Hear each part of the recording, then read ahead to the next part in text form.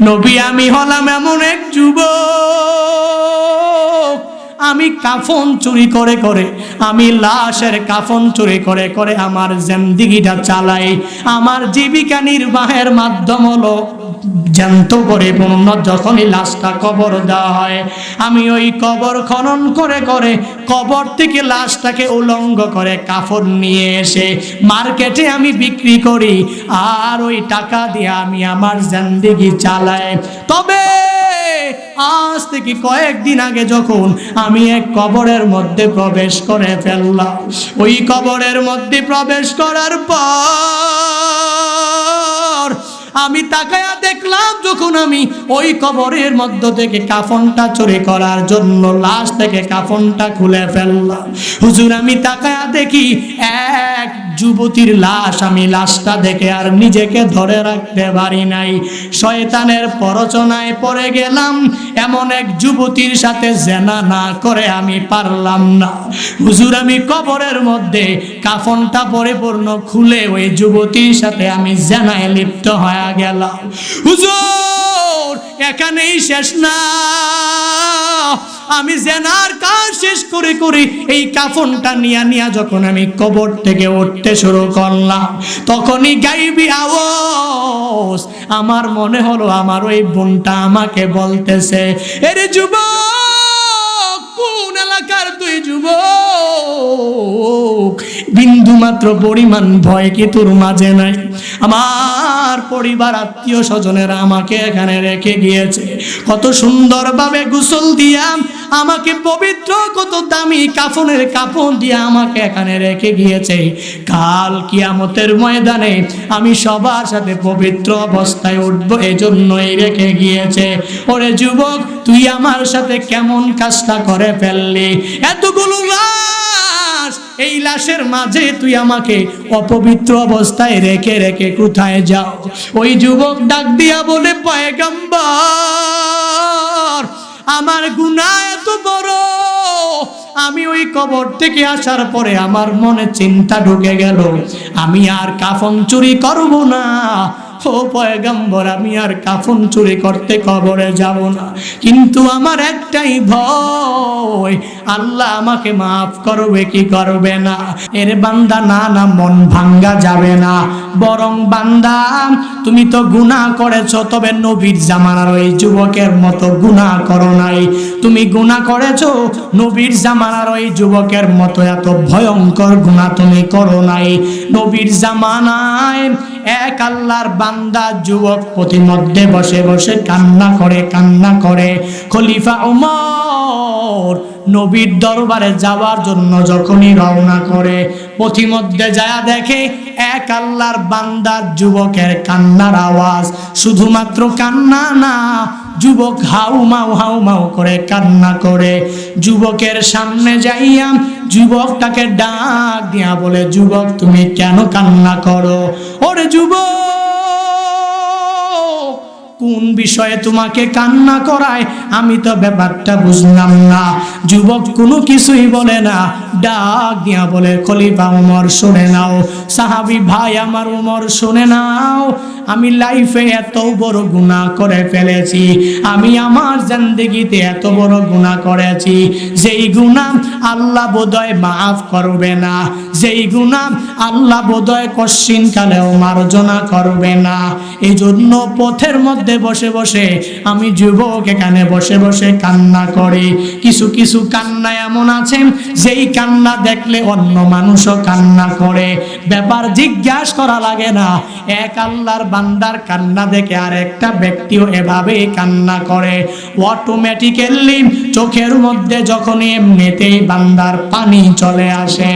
এরে আল্লাহর গোলাম, ওমর তো যেরকম রাগী আবার ওই রকমই তো দয়ালু। কারণটা কি জানো? আমার নবীর হাতে গড়া সাহাবী তো ছিল উমর, আমার নবীর হাতে গড়া সাহাবী তো তারা ছিল আবু বকর, আমার নবীর হাতে গড়া সাহাবী তো তারা ছিল ওসমান, আমার নবীর হাতে গড়া সাহাবী তো ছিল আলী রাদিয়াল্লাহু আনহুম। এরে আল্লাহর বান্দারা, এভাবে ওমর যখন যুবকের হাউমাউ করে কান্না দেখে ওমর রাদিয়াল্লাহু আনহুর চোখ দিয়াও বেয়ে টপ টপ করে পানি পড়ে, চোখের পানি মুছতে মুছতে নবীর দরবারে গিয়া হাজির হয়ে যায়। মসজিদে নববীতে যাওয়ার পর আমার নবী ওমর রাদিয়াল্লাহু আনহুকে বলে, এরে ওমর, তুমি তো কান্না করার মতো সাহাবী না, তুমি তো অনেক রাগী সাহাবী, তুমি কেন কান্না করো? ও ওমর, কোন জিনিস তোমার চোখের পানি ফালায়া দিল? ওমর রাদিয়াল্লাহু আনহু আমার রাহমাতুল লিল আলামিন নবীকে বলে, নবী আমার, আমি যখন বাসা থেকে বের হইয়া আপনার দরবারে আসার জন্য যখনই রওনা করলাম, আমি প্রতিমধ্যে তাকায়া দেখেছি এক যুবক পথের মধ্যে বসে বসে বসে বসে হাউমাউ করে কান্না করে। নবী বলে, কেন কান্না করে রে উমর? উমর রাদিয়াল্লাহু আনহু বলে, হুজুর, সে নাকি অনেক বড় গুনাহের কাজ করে ফেলেছে। নবী আমার বলে, যাও যাও, আমার ওই উম্মতকে ডেকে ডেকে আমার সামনে নিয়ে আসো। ওমর রাদিয়াল্লাহু আনহুকে আদেশ দেওয়ার পরে যখন উমর ওই সাহাবীর কাছে চলে গেলেন, যুবকের সামনে যাইয়া যুবকটাকে ডেকে ডেকে যখন নবীর সামনে আনলেন, নবীর সামনে আসার পর যুবককে নবী ডাক দিয়া বলে, যুবক, কান্না করো কেন? যুবক বলে, নবী, আমি অনেক বড় গুনাহ করে ফেলেছি। এই কথা বলার পর নবী আমার বলে, যুবক, তোমার গুনাহ কি অনেক বড় নাকি? বলে, অনেক বড় গুনাহ। আমার নবী বলে, যুবক, তোমার গুনাহ বড় নাকি আল্লাহর আরশ বড়? ওই যুবক ডাক দিয়া বলে, পয়গম্বর, আল্লাহর আরশ বড় না, বরং আমার গুনাহ হলো অনেক বড়। নবী আবার বলে, যুবক, তোমার কুরসি, তোমার গুনাহ বড় নাকি আল্লাহর কুরসি বড়? এই কথা বলার পর যুবক ডাক দিয়া বলে, নবী, আল্লাহর কুরসি বড় না, বরং আমার বড়, আল্লাহর কুরসি বড় না, বরং আমার গুনাহই বড়। এই কথা বলার পর নবী এবার তাকে বলে, তাহলে তুমি কি কুফরি করেছো? বলে, না না নবী, আমি কুফরি করি নাই। শিরক করেছো? বলে, না না, আমি শিরক করি নাই। হত্যা করেছো? বলে, না না, আমি কাউকে হত্যা করি নাই। নবী আমার যুবকের কাছে জানতে চায়, এর যুবক, কি অন্যায় তুমি করে ফেলেছো যার জন্য কান্না করো? ও যুবক, তোমার গুনাহ আল্লাহর আরশ থেকে বড়, তোমার গুনাহ আল্লাহর কুরসি থেকে বড়, বলো, আমাকে জানায়া দাও তোমার গুনাহের কথা।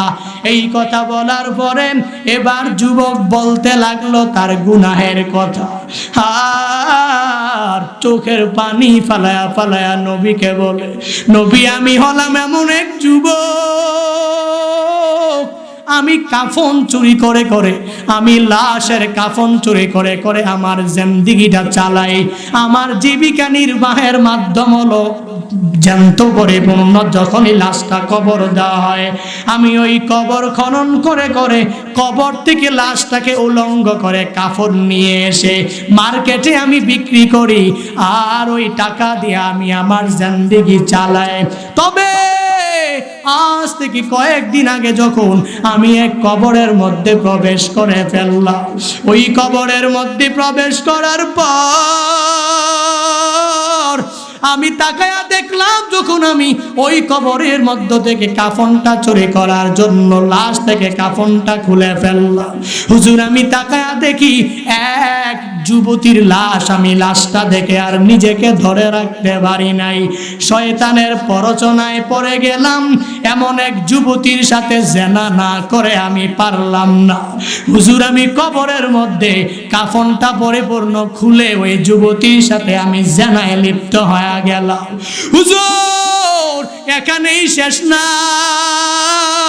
আমি জেনার কাজ শেষ করে করে এই কাফনটা নিয়া যখন আমি কবর থেকে উঠতে শুরু করলাম, তখনই গাইবি আওয়াজ আমার মনে হলো আমার ওই বোনটা আমাকে বলতেছে, এরে যুবক, কোন এলাকার তুই যুবক?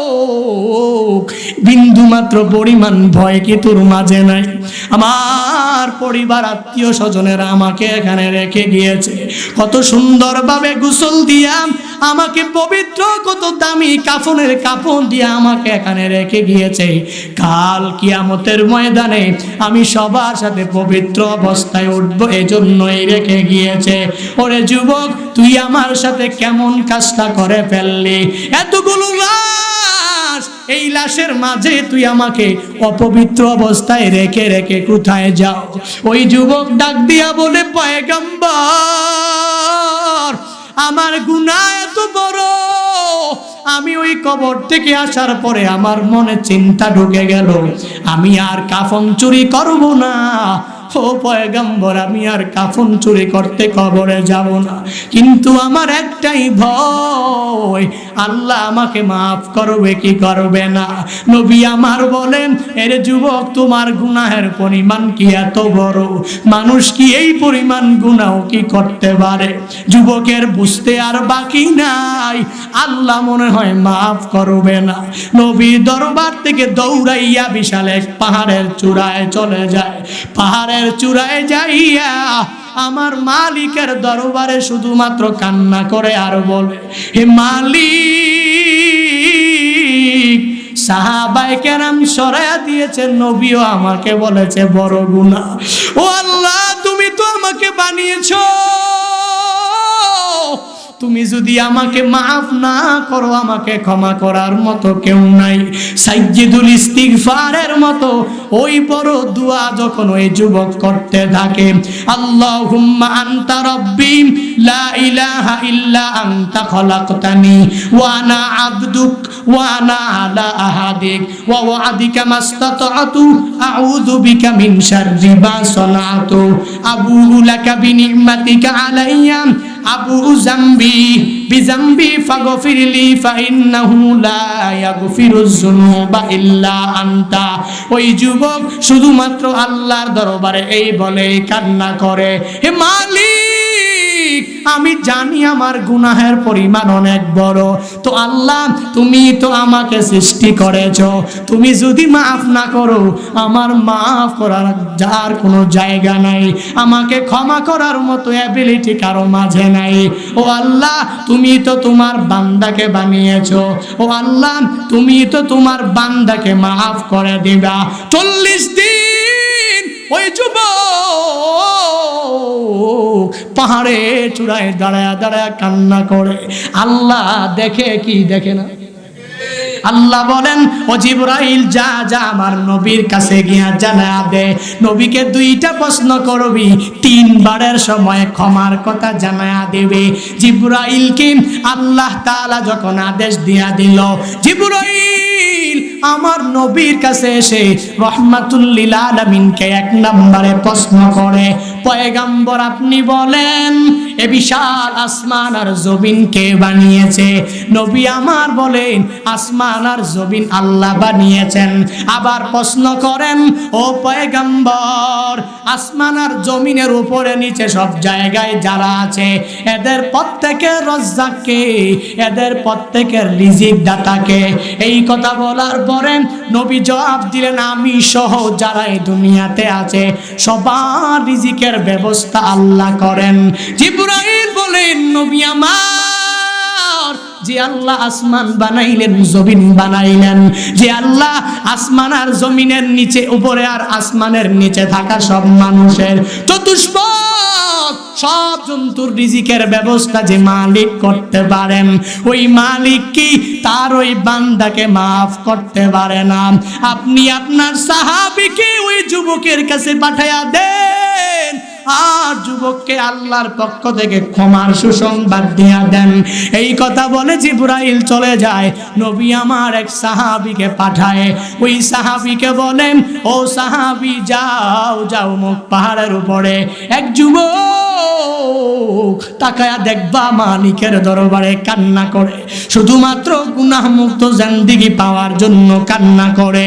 সাহাবী যুবককে পরিপূর্ণ ধরে যখন নবীর সামনে আনলেন, নবী আমার বলি, এরে যুবক তুমি আল্লাহর দরবারে এমন কান্না করে আল্লাহকে এমন রাজি তুমি করে ফেলেছো। একটু আগে জিবরাইল আমার কাছে এসেছিল, জিবরাইল আসিয়া আমাকে দুইটা প্রশ্ন করে জানায়া দিয়েছে, আমার রব তোমার জিন্দেগীর সব গুনাহ মাফ করে দিয়েছে।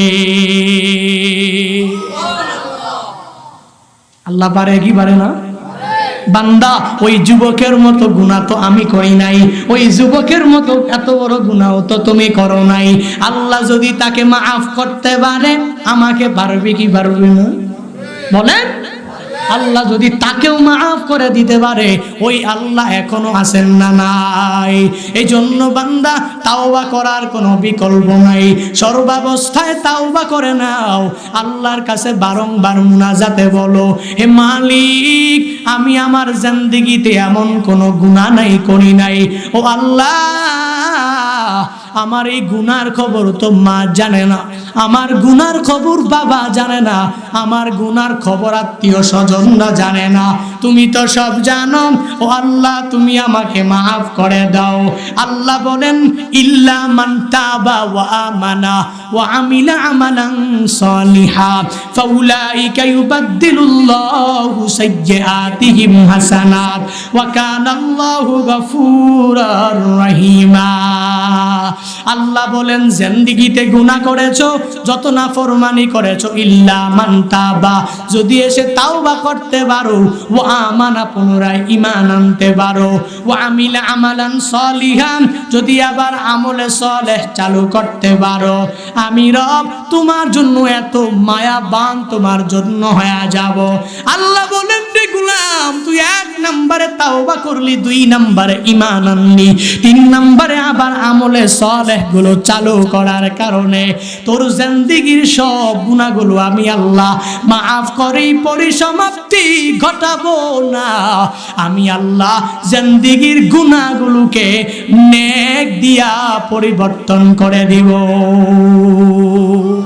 ইয়া ইলাহি তো মেরা গফফারু হায়, ইয়া ইলাহি তো মেরা सत्तारो है, या इलाही तो मेरा माबूद है, या इलाही तो मेरा माशूक है, या इलाही तो मेरा हन्नान है, या इलाही तो मेरा मन्नान है। আল্লাহর কাছে তাওবা করে নাও। আর বান্দা ওলিয়ে কামেল হওয়ার জন্য আজকের এই মাহফিল থেকে পরিপূর্ণ শিক্ষা নিয়া বাড়িতে যাও। এক নাম্বার ঈমানটাকে মজবুত করে সর্বাবস্থায় চলবা। দুই নাম্বার বান্দা সর্বাবস্থায় নেক আমল চালু করে দিবা। তিন নাম্বার গুনাহ মুক্ত জিন্দেগিটা গঠন করার চেষ্টা করবা।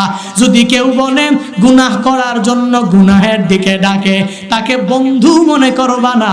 যদিও মনে করো দুনিয়ার বন্ধু, সে আসল বন্ধু না, বরং যে তোমাকে নামাজে ডাকবে তাকে বন্ধু বানাবা। যে তোমাকে রোজা রাখার জন্য আদেশ দিবে তাকেই বন্ধু বানাবা। যেই লোকটা 5 ওয়াক্ত নামাজ পড়ে তাকেই ধরে ধরে বন্ধু বানাবা। যেই লোকটা রোজা রাখে 30টা তাকেই তো বন্ধু বানাবা। যেই লোকটা মিথ্যা বলে না তাকেই তুমি তোমার বন্ধু বানাইবা। যেই লোকটা চুগলখড়ি করে না তাকেই তুমি তোমার বন্ধু বানাইবা। যেই লোকটা গীবত করে না তাকেই তুমি তোমার বন্ধু বানাইবা। যেই লোকটা শেখায়াত করে না তাকেই তুমি তোমার বন্ধু বানাইবা।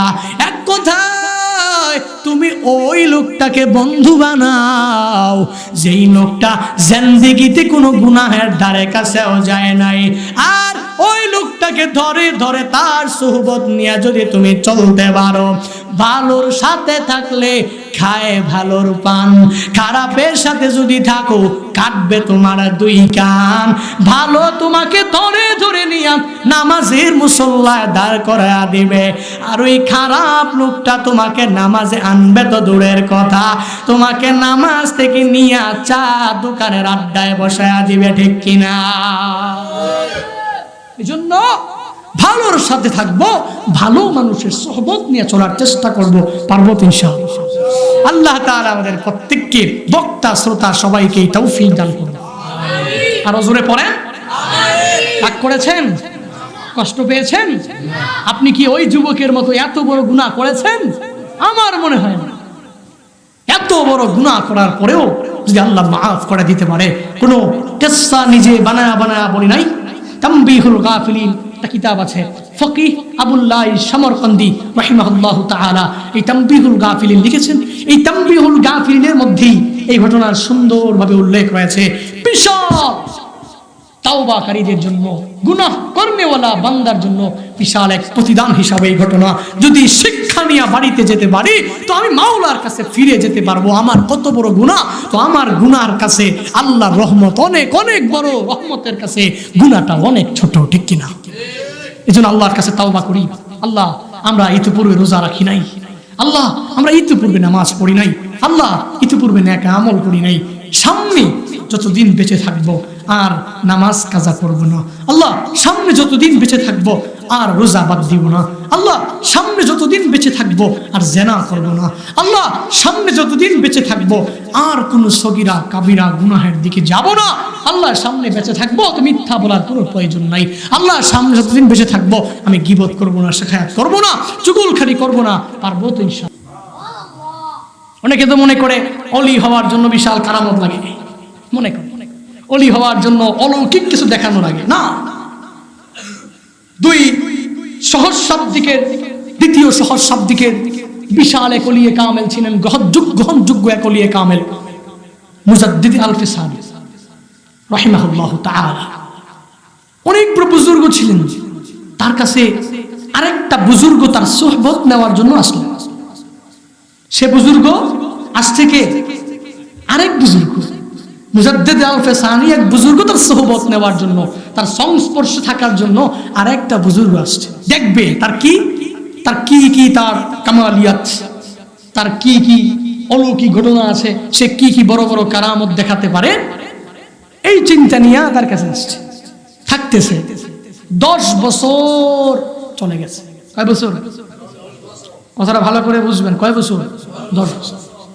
10 বছর চলে গেছে, কিন্তু কোনো অলৌকিক কিছু দেখায় না, কোনো কারামত দেখতে পায় না। তো চিন্তা করলো, আমি তো এক বড় বুজুর্গ, ওনার কাছে আসলাম, উনি নাকি মুজাদ্দিদ আল-ফিসানি, হ্যাঁ, তো উনি এত বড় আল্লাহর ওলি, কিন্তু ওনার কোনো কারামত নাই, ওনার কোনো অলৌকিক ঘটনা নাই, ওনার কাছে থেকে লা ফায়দা ফি, এত বিন্দু মাত্র কোনো ফায়দা আমার হবে না। চিন্তা ভাবনা করলো, আজকে ফজরের পরে নিজের বাসস্থান, নিজের জায়গায় আবার ফিরে যাও। আল্লাহর ওলি বুজুর্গ এই চিন্তা নিয়ে ফজরের নামাজে গেছে মুজাদ্দিদ আল-ফিসানির পিছনে নামাজ পড়ার পরে। এবার মুজাদ্দিদ আল-ফিসানি তো বুঝে গেছে তোমার মনে কি চলছে, কি চলছে তোমার মনে। মুজাদ্দিদ আল-ফিসানি কেমনে জানলো? সে গায়েব জানে না, কে জানাইছেন? আল্লাহর ওলি জানা। লা খাউফুন আলাইহিম ওয়ালা হুম ইয়াহজানুন। এত এমন এক আল্লাহর প্রিয় বান্দা, আল্লাহ চাইলে দেখে সব জানায়া দিতে পারে কি পারে না। কারণ প্রিয় বান্দা কার? প্রেমিকার কাছে প্রেমিক যখন মহাব্বত করে কথা বলে রাত 12টা, 1টা, 2টা, তখন তো একদম লাইফে যা কিছু করেছে সব কাট কাট কাট কাট করে বলতেই থাকে। হায় হায়, কোন দিক দিয়ে চলে গেল 1টা, কোন দিক দিয়ে 2টা, কোন দিক দিয়ে 3টা, কোন দিক দিয়ে 4টা, এত সময় কিভাবে কথা বললো। লাইফের যত প্ল্যান প্রোগ্রাম থেকে শুরু করে, বিপদ আপদ থেকে শুরু করে, সুখ দুঃখ থেকে শুরু করে যা কিছু আছে, নতুন প্রেমে পড়লে যুবকরা এই কাজটাই করে। বাহ, 3-4 ঘন্টা কথা। তো প্রেমিকার কাছে দুনিয়ার প্রেমিক যদি সব জানায়া দিতে পারে, আল্লাহ তাআলার প্রেমময় এক বান্দা, আল্লাহর খাঁটি এক প্রিয় বান্দা, আল্লাহ কি বান্দাকে অলৌকিক ঘটনা জানায়া দিতে পারে না? অবশ্যই। মুজাদ্দেদ আল ফিসানি জেনে গেছেন। তোমার মনে কি চলছে বুঝলাম না। বেচারা তো হায় হায়, কাজ হলো কি? হুজুর তো বুঝে গেছেন আমি চলে যাব। বলতেছেন হুজুর আমি তো 10 বছর আপনার কাছে ছিলাম, তাই 10 বছর থেকে আমি আপনার বিলকুল কোনো আলামত দেখতে পাই নাই, আপনার বড় কারামত দেখতে পাই নাই, অলৌকিক কোনো ঘটনা দেখতে পাই নাই। বরং আপনি যা কিছু করছেন এর থেকে ভালো আমি নিজেই পারি, এর থেকে ভালো কারামত আমি নিজেই দেখাতে পারি। মুজাদ্দেদ আল ফিসানি মৃদু হেসে বললেন, কি দেখাতে পারো? কোন কারামত আছে তোমার?